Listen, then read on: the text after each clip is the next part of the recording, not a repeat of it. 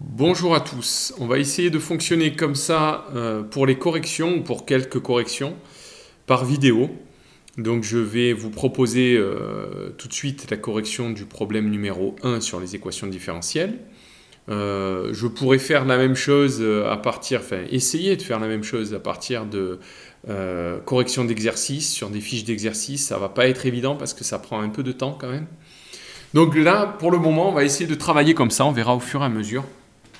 Donc voilà la correction du problème numéro 1. Donc on vous demandait dans ce problème numéro 1 d'utiliser la loi d'additivité des tensions pour mettre en relation la tension aux bornes du générateur et celle aux bornes de la résistance et du condensateur. Donc cette loi dit que la tension aux bornes du générateur est égale à la somme des tensions aux bornes de la résistance et du condensateur. Donc E est égal à U de R plus U de C. Pour la loi d'Ohm et la question 1 petit b, la loi d'Ohm, c'est U égale RI. Donc si on l'applique avec U qui est donné en fonction du temps et I qui est donné en fonction du temps, donc la tension donnée en fonction du temps et l'intensité donnée en fonction du temps, on se retrouve avec U aux bornes de la résistance en fonction du temps qui est égal à R fois I de t. R étant une constante, et on vous dit c'est une constante égale à 100 ohms. Donc UR de t est égal à 100 fois I de t. Voilà, tout bêtement. Donc on possède cette donnée-là et cette donnée-là. Le fait que UR de t est égal à 100 fois I de t. À partir de là, en utilisant ces deux réponses et le fait que I de t égale C fois dC, du de C sur dt, qui est une notation physique pour noter tout simplement la dérivée de la fonction U de C. Donc ce morceau-là, ce morceau qui est là, c'est tout simplement la notation utilisée en physique pour noter la dérivée de U de C en fonction de t. Voilà, tout simplement. Donc ça veut dire que I de t, c'est C, soit la capacité du condensateur exprimée en farad, fois U' de t. U de la tension aux bornes du condensateur. Voilà. Donc en utilisant tout ça, on se retrouve avec E9 qui est égal à 100 fois I de t, ici, 100 fois I de t, plus U de C, mais I de t est égal à C fois U' de C. Du coup, on va avoir 9 qui est égal à 100 fois 0,01 fois U' de t, et si on multiplie 100 par 0,001, on se retrouve avec, voilà, c'est détaillé ici. Donc 9 égale 100 I de t plus UC de t, et I de t, c'est cette expression-là, cette expression-là. Du coup, 9 est égal à 100 multiplié par la valeur de I de t qui est là, 0,001 fois U'C de t, plus UC de t. Voilà.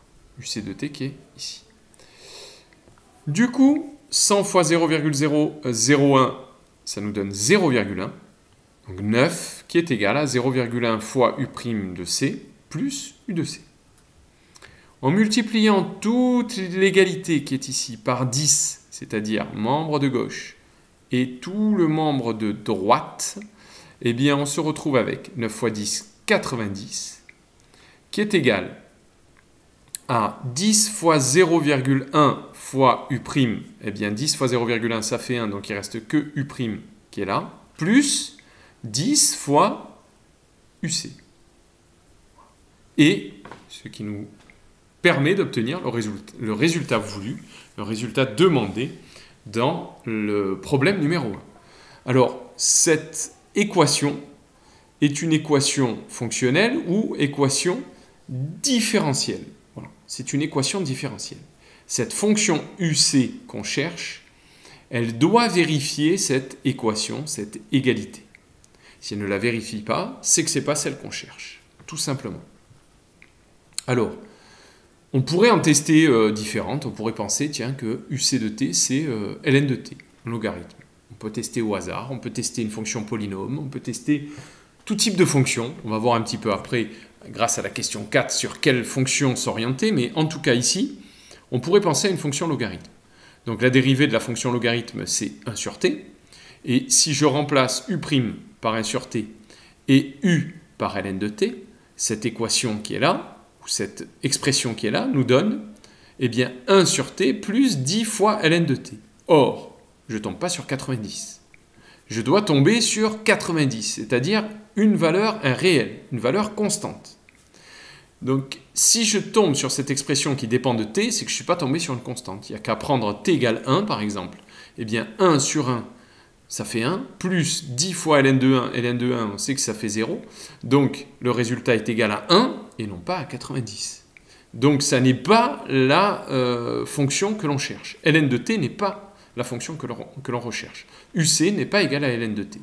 Alors, on nous donne une piste de travail dans la question 4, et on nous demande de nous intéresser à cette fonction f de x qui est égale à exponentielle moins 10x. Si on la dérive, alors vous savez très bien, et j'ai donné une fiche de travail dessus sur les fonctions exponentielles u de x, si on dérive exponentielle u de x, on doit tomber sur u' fois exponentielle u de x. La dérivée de, ici, moins 10x, eh bien c'est moins 10, donc on tombe sur moins 10 fois exponentielle moins 10x. Voilà pour f'. On constate, vous voyez que ce exponentielle moins 10x, je le retrouve ici. Donc je peux tout simplement dire que f' de x, c'est égal à moins 10 multiplié par f de x, qui est là. Donc f' de x égale moins 10 f de x. Si je fais passer moins 10 f de x de l'autre côté de l'égalité, on obtient l'équation différentielle qui est f' de x plus 10 fois f de x qui est égal à 0. Et évidemment, c'est différent de 90. Donc cette fonction-là, eh bien, elle n'est pas loin de me convenir, mais elle ne convient pas tout à fait, parce qu'au lieu d'obtenir la constante 90, j'obtiens la constante 0. Donc du coup, je vais aller chercher de ce côté-là, mais en modifiant un petit peu les choses. Et si je veux faire apparaître mon 90, peut-être qu'il faudrait qu'il apparaisse déjà dans ma fonction f. Parce que quand je vais la dériver, ben ce 90 va partir. Donc quand je dérive cette fonction, f' de x, c'est moins 10 exponentielle de moins 10x, le 90 ayant dégagé, puisque la dérivée de ce truc-là, c'est ceci, dérivée de 90, 0. Donc la dérivée de f, c'est bien moins 10 exponentielle de moins 10x. Et on remarque que f de x moins 90, donc si je fais passer le 90 de l'autre côté, est égal à exponentielle de moins 10x. Ok ? Donc, f' de x est égal, si je remplace exponentielle de moins 10x ici par ceci, donc vous comprenez bien, f' de x est égal à moins 10 exponentielle de moins 10x, mais grâce à cette expression, exponentielle de moins 10x, j'ai réussi à dire que c'était, en faisant passer le 90 de l'autre côté, f de x moins 90.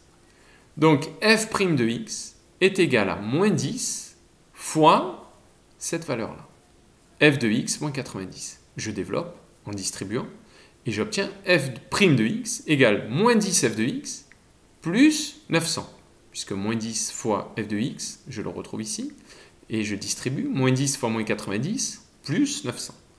Je fais passer mon moins 10 f de x de l'autre côté, donc f' de x plus 10 f de x égale 900, et c'est toujours pas gagné, puisque moi je veux pas 900, mais je veux 90. Ah, mais je suis pas loin. Donc en prenant 90 au départ, je me retrouve avec 900 à l'arrivée. Eh bien, si je veux 90, il faut que je prenne 10 fois moins. Donc au lieu de prendre 90, eh bien je vais prendre 9.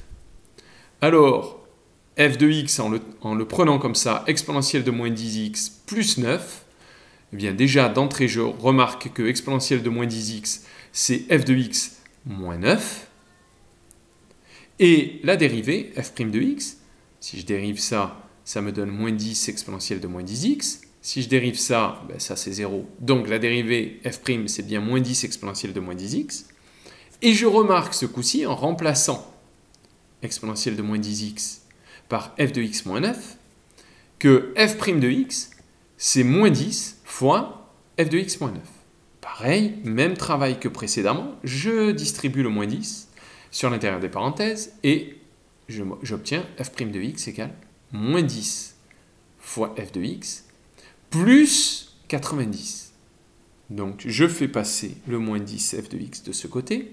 F' de x plus 10 f de x est égal à 90. Ça y est, je l'ai. J'ai la bonne fonction qui vérifie cette égalité. J'obtiens bien mon 90 à la fin. Donc la fonction que je cherche, c'est celle-ci. Donc ça signifie que UC de t, c'est exponentielle de moins 10x plus 9. La voilà. J'ai fini par la trouver. Alors on peut tirer un bilan de cette activité juste en regardant et en observant.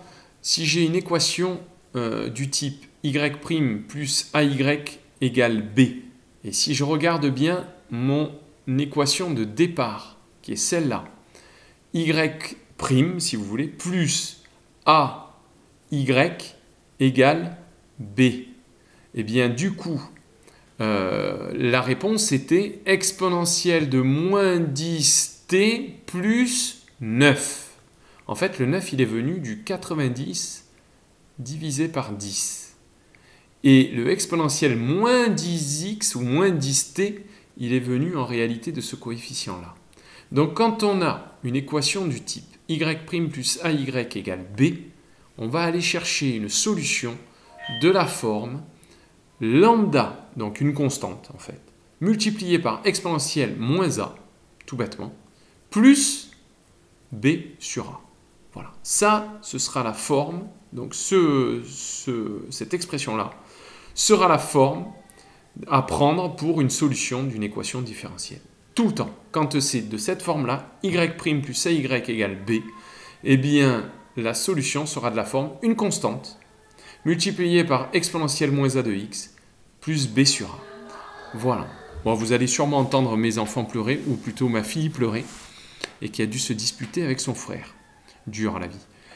Bref, voilà la fin de cette correction. Vous allez pouvoir retrouver tout ça dans la synthèse que je vous ai envoyée. Je vais vous poster très bientôt la correction, quelques corrections, peut-être pas toutes parce que je n'aurai pas le temps de toutes les faire, quelques corrections sur la fiche d'exercice que je vous ai envoyée. Portez-vous bien et à bientôt.